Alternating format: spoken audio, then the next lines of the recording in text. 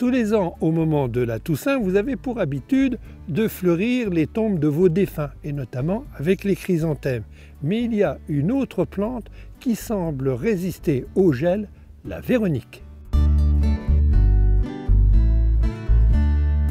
Qui semble seulement résister au gel, car si les températures descendent en dessous de -6 voire -7 degrés, le feuillage brunit et disparaît sous l'effet du gel.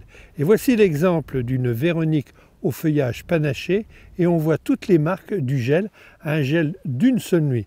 Seulement on a peut-être l'impression que cette véronique va périr, va décliner et va disparaître. Eh bien sachez qu'on peut la sauver dans son jardin à condition de bien l'abriter. L'intérêt de conserver les véroniques dans son jardin, c'est sa floraison.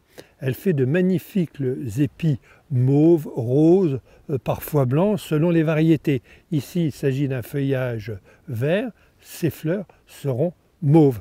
Cette véronique au feuillage panaché fera de petites fleurs en épis mauves, mais elle est surtout décorative pour son feuillage panaché. Alors c'est une plante qu'on peut conserver d'une année sur l'autre à condition de bien l'abriter dans les régions du sud ou le long de la Méditerranée, voire le long de l'Atlantique, là où le climat est plus tempéré, on peut les laisser telles quelles en pleine terre. Dans les régions plus froides, il est important de les abriter ou alors de les rentrer dans une serre froide.